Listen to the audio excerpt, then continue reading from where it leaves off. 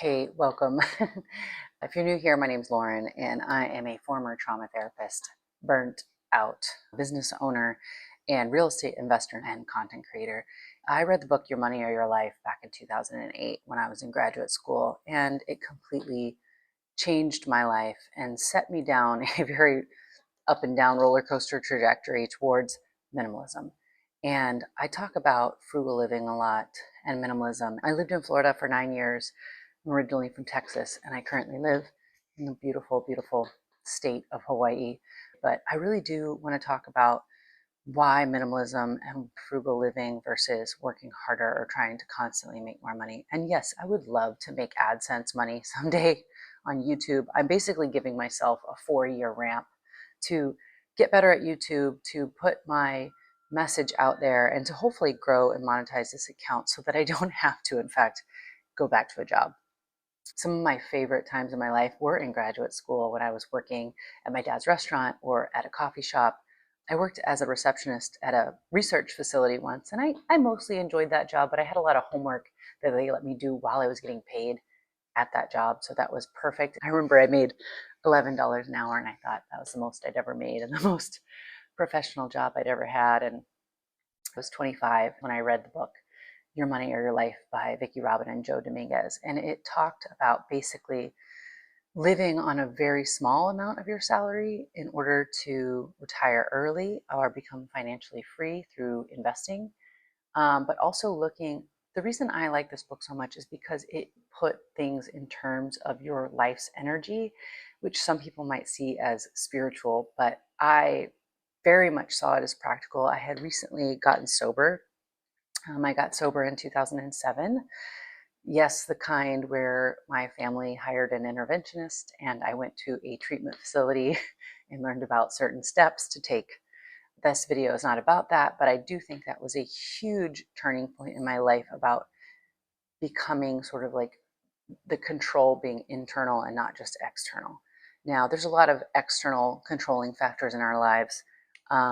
This is not about that. This is about internal.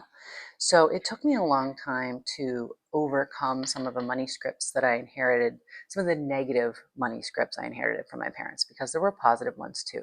I got a lot of great stuff from my parents. And as I get older, almost 43, I have started to acknowledge more and more how amazing my folks are.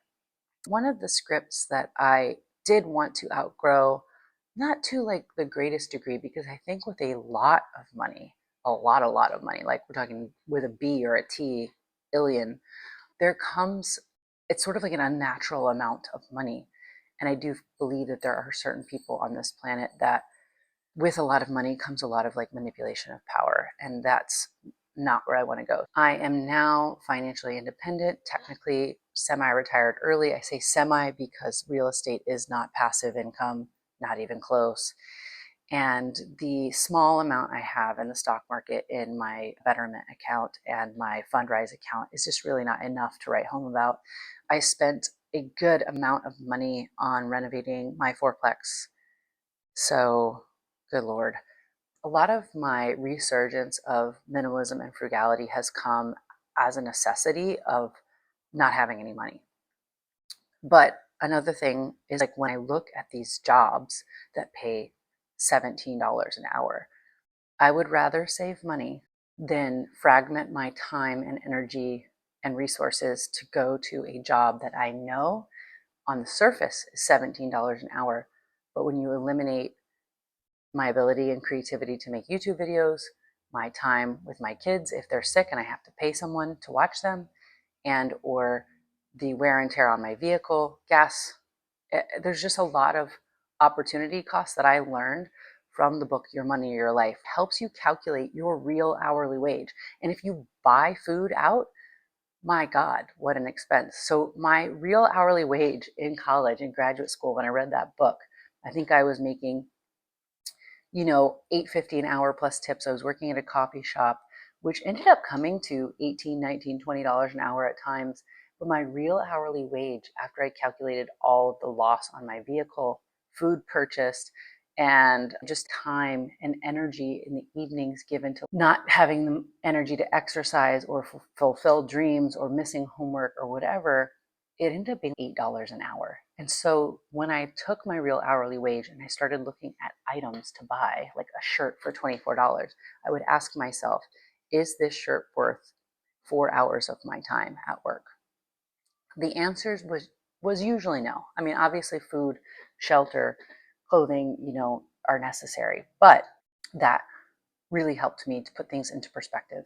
So the reason I'm making this video is because yes, it's a push for minimalism, but really it's more of a push to like look within yourself and say, is this job, is this thing, is this way I'm living, is the 9 to 5 till I'm 65 grind really what I would do given any opportunity to not do it?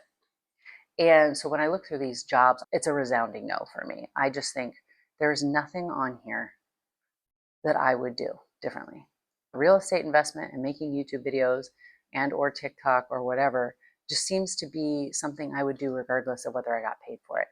Putting in that time and energy towards what your goal is, retiring early and claiming back life's energy.